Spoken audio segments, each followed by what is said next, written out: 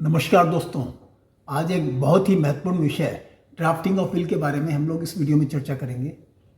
Will एक ऐसा document है जिसे कोई भी इंसान अपनी ज़िंदगी में ड्राफ्ट नहीं करना चाहता है, परंतु जैसे जैसे उसकी उम्र बढ़ती जाती है वैसे वैसे विल को ड्राफ्ट करना उसके लिए बहुत ही ज़रूरी होता जाता है। जितनी बड़ी जायदाद होगी उतना ही ज़रूरी विल का ड्राफ्ट करना हो जाता है। विल को ड्राफ्ट करना बहुत आसान भी है, कॉम्प्लिकेटेड भी है और definitely very prone to litigation भी है। इसलिए इंसान को बहुत सोच समझ करके ही विल ड्राफ्ट करनी होगी। इस वीडियो के थ्रू विल ड्राफ्टिंग में हम आपकी मदद करने की चेष्टा करेंगे। असल में इंसान ज़िंदगी भर मेहनत करके तरह तरह के एसेट्स एक्यूमुलेट करता रहता है और वह और उसका परिवार ज़िंदगी भर उसे अपनी इच्छानुसार इंजॉय करता रहता है, परंतु किसी भी इंसान को यह नहीं मालूम होता है कि उसकी ज़िंदगी कितनी बाकी है। इस सिलसिले में मुझे आनंद फिल्म का एक फेमस डायलॉग याद आ रहा है, बाबू मोशाय, जिंदगी और मौत ऊपर वाले के हाथ में है जहाँ पना, जिसे न आप बदल सकते हैं न मैं। कब, कौन, कहाँ और कैसे उठेगा यह कोई नहीं जानता है। हा हा हा हा हा। As life is very uncertain, इसलिए हर इंसान को यह समझना होगा कि ज़िंदगी में कमाना जितना ज़्यादा ज़रूरी है उतना ही ज़रूरी यह भी है कि उन एसेट्स को किस तरह से रखा जाए, किस तरह से हैंडल किया जाए कि वह और उसका परिवार उसको पूरी तरह से एंजॉय करे, ज़िंदगी के साथ भी और ज़िंदगी के बाद भी। असल में कोई भी इंसान चाहे वह किसी भी उम्र का क्यों ना हो अपनी लाइफ टाइम में अपनी एसेट्स को अपने क्लोज रिलेटिव्स को गिफ्ट नहीं करना चाहता है, क्योंकि उससे उसका ओनरशिप राइट्स उन क्लोज रिलेटिव्स की तरफ शिफ्ट हो जाता है और वह उन पर पूरी तरह से मोहताज हो जाता है। यह स्थिति किसी भी इंसान के लिए ठीक नहीं है। रियल लाइफ में भी अगर हम देखेंगे तो ऐसे काफ़ी केसेस हमको देखने को मिल जाएंगे जिसमें कि मदर या फादर ने अपनी जायदाद, करोड़ों की जायदाद अपने बच्चों को गिफ्ट कर दी अपने लाइफ टाइम में और वह उन पर पूरी तरह से मोहताज हो गए और उनका खामियाजा उन्हें आज तक भुगतना पड़ रहा है। लेकिन इंसान यह भी चाहता है कि अगर कुछ घटना अचानक घट जाए तो उसका परिवार किसी पर मोहताज ना हो और उसकी जो भी एसेट्स हैं वह उस व्यक्ति को मिले जिसको कि वह देना चाहता है। तो उसे काफ़ी सोच समझ करके अपने जीवन काल में ही विल बना देनी पड़ेगी। अब ये विल कैसे बनाई जाए, उनमें किन किन बातों का विशेष ध्यान रखा जाए, ये हम लोग डिस्कस करेंगे इस वीडियो में। दोस्तों, सबसे पहले हर इंसान को अपनी टोटल एसेट्स, चाहे वो इमूवेबल हो या मूवेबल हो, उसका एक डिटेल चार्ट बना लेना होगा। आपकी सुविधा के लिए हम लोगों ने इस वीडियो के अंत में एक ड्राफ्ट चार्ट इंक्लूड कर रखा है, एनेक्चर 1, वो डेफिनेटली आपको हेल्प करेगा। अब इंसान को शांत दिमाग से अपनी विल ड्राफ्ट करनी होगी। विल ड्राफ्ट करना इतना आसान भी नहीं होता है, क्योंकि इंसान के दिमाग में कई तरह की चीज़ें चलती रहती हैं।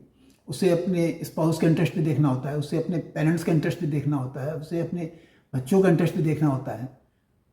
उसे ये भी सोचना होगा कि कौन सी एसेट्स किस व्यक्ति को दी जाए और किस एसेट्स में किस व्यक्ति के कितने राइट्स क्रिएट किए जाएँ। तो काफ़ी सोच विचार करके ही उसको अपनी विल ड्राफ्ट करनी होगी।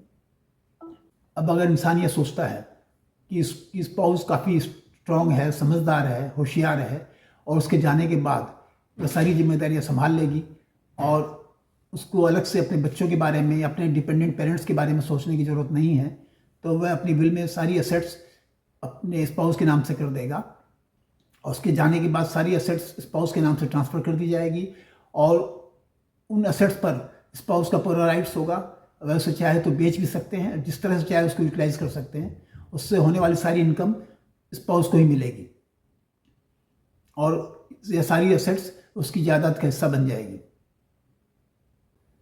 अब अगर इंसान अपनी सारी एसेट्स अपनी स्पाउस को नहीं देना चाहता है, वह कुछ एसेट्स अपने बच्चों को डायरेक्टली देना चाहता है या कुछ एसेट्स अपने पेरेंट्स वगैरह को या और कोई रिलेटिव को डायरेक्टली देना चाहता है, तो वह अपनी विल में उसी तरह से मेंशन कर देगा और उसके जाने के बाद वह एसेट्स उसी व्यक्ति को दी जाएगी जिसका नाम उस विल में लिखा गया है। अगर नॉमिनेशन की वजह से कोई एसेट किसी व्यक्ति को ट्रांसफ़र कर दी गई है तो नॉमिनी उन एसेट्स को उसी व्यक्ति को ट्रांसफ़र कर देगा जिसका नाम उस विल में लिखा गया है, क्योंकि नॉमिनी केवल ट्रस्टी होता है, वो उन एसेट्स का ऑनर नहीं होता है। अब अगर इंसान ये चाहता है कि कुछ एसेट्स तो अपने बच्चों को डायरेक्ट ट्रांसफ़र कर दे और कुछ एसेट्स में अपने स्पाउस का या अपने डिपेंडेंट पेरेंट्स का लाइफ इंटरेस्ट क्रिएट कर दे, जिससे कि उनके जाने के बाद ही वह एसेट्स अल्टीमेट बेनिफिशियरी को ट्रांसफ़र की जाए, तो उसे अपनी विल में क्लियर कट लिख देना होगा। अब हमें समझना होगा कि लाइफ इंटरेस्ट होता क्या है और उन असेट्स में उस व्यक्ति का कितना राइट है जिसमें कि उसका लाइफ इंटरेस्ट क्रिएट किया गया है। किसी भी असेट में, चाहे वो मूवेबल असेट हो, जस्ट लाइक फाइनेंशियल इंस्ट्रूमेंट हो या ज्वेलरीज वगैरह हो, या इमूवेबल असेट्स हो जस्ट लाइक रेजिडेंशियल हाउस हो या और कोई प्रॉपर्टी हो, उसमें अगर किसी व्यक्ति का लाइफ इंटरेस्ट क्रिएट किया गया है तो वो असेट उस व्यक्ति को हैंडओवर कर दी जाएगी और वह ऐसे ज़िंदगी भर अपना यूज़ कर सकता है। उससे होने वाली कोई भी इनकम अगर होगी तो उस व्यक्ति को मिलेगी जिसमें उसका लाइफ इंटरेस्ट क्रिएट किया गया है।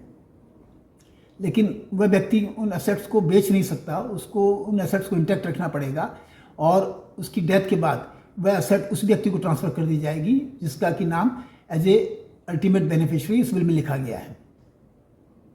अल्टीमेट बेनिफिशियरी भी उन एसेट्स को तब तक नहीं बेच सकता जब तक कि वह व्यक्ति जिंदा है जिसका कि उसमें लाइफ इंटरेस्ट क्रिएट किया गया है। अब अगर लाइफ इंटरेस्ट होल्डर और अल्टीमेट बेनिफिशियरी दोनों मिलकर के डिसाइड करते हैं इन राइटिंग कि इन एसेट्स को बेच दिया जाए तो एसेट्स बेची जा सकती है और उससे मिलने वाले फंड को इंटैक्ट रखना पड़ेगा। लाइफ इंटरेस्ट होल्डर केवल उस फंड से होने वाली इनकम को यूटिलाइज कर सकता है, लेकिन फंड को यूटिलाइज नहीं कर सकता, उसको डिस्पोज ऑफ नहीं कर सकता, उसको इंटैक्ट रखना ही पड़ेगा। और वो फंड या उससे कन्वर्टेड जो भी एसेट होगी उसको after the death of life interest holder ultimate beneficiary को ट्रांसफ़र कर दिया जाएगा, क्योंकि मालिकाना हक अल्टीमेट बेनिफिशियरी का ही है। दोस्तों, इंसान काफ़ी सोच समझ करके अपनी विल ड्राफ्ट करता है, लेकिन अपनी डेथ के बाद उसको एक्सप्लेन करने के लिए वह मौजूद नहीं होता है। काफ़ी बार देखा गया है कि इंसान के जाने के बाद उसकी विल को लेकर के उसके क्लोज रिलेटिव्स में काफ़ी मनमुटाव हो जाता है, झगड़े हो जाते हैं, इवन कोर्ट कचहरी तक की नौबत आ जाती है। आज भी इंडिया में हम लोग देखेंगे तो काफ़ी केसेस कोर्ट कचहरी में उलझे पड़े हैं विल को लेकर के। इसलिए इंसान को काफ़ी क्लियर कट लैंग्वेज में अपनी विल ड्राफ्ट करनी चाहिए और उसे जितना स्ट्रॉन्ग बना सकता है उसे बना देनी चाहिए। ये विल प्लेन पेपर पे भी लिखी जा सकती है, क्योंकि as per Indian registration act 1908 a will is not a compulsory registrable instrument. लेकिन इसे मोर अथेंटिक बनाने के लिए इसको स्टैम्प पेपर पे भी लिखा जा सकता है और इसे लोकल सब रजिस्ट्रार के यहाँ रजिस्ट्रेशन भी कराया जा सकता है। दोस्तों, विल की वीडियो रिकॉर्डिंग भी की जा सकती है। वीडियो रिकॉर्डिंग के दौरान इंसान अपनी विल को पढ़ सकता है, रिकॉर्डिंग के दौरान ही वह उसको साइन भी कर सकता है, जिससे यह प्रूव हो जाता है कि इंसान ने अपने पूरे होशो हवास में ही विल को बनाया है, जिसको लेटर ऑन कोर्ट में चैलेंज करना भी बहुत मुश्किल हो जाता है। विल में 2 विटनेस का होना भी बहुत ज़रूरी है और विटनेस का मोबाइल नंबर और उनका एड्रेस भी विल में लिख देना चाहिए, सो दैट ज़रूरत पड़ने पर उनको कॉन्टैक्ट किया जा सके। विल में एक एग्जीक्यूटर का बनाना भी बहुत ज़रूरी है, जो कि उसके जाने के बाद विल को एग्जीक्यूट करेगा। इंसान अपनी ज़िंदगी में विल को कई बार लिख सकता है, लेकिन उसकी जो लास्ट विल है वही फाइनल विल मानी जाती है। इस विल के बेसिस पर अगर इमूवेबल प्रॉपर्टीज, शेयर्स या म्यूचुअल फंड वगैरह ट्रांसफ़र करने पड़ रहे हों तो इंसान की डेथ के बाद उसकी विल की प्रोबेट कराने की ज़रूरत पड़ सकती है। प्रोबेट एक ऐसा कोर्ट ऑर्डर है जिसके बेसिस पर यह डिसाइड हो जाता है कि यही इंसान की जेन्युइन और लास्ट विल है। प्रोबेट ऑर्डर के बेसिस पर shares, mutual funds, immovable properties easily transfer किए जा सकते हैं। दोस्तों, इस वीडियो के अंत में हम एक लिंक अटैच कर रहे हैं और उस लिंक में हम लोग ड्राफ्ट विल इनक्लोज कर रहे हैं, जो कि विल ड्राफ्टिंग में डेफिनेटली आपको मदद करेगा। अगर आपको ये वीडियो पसंद आया है तो इसको लाइक एंड सब्सक्राइब करें। धन्यवाद।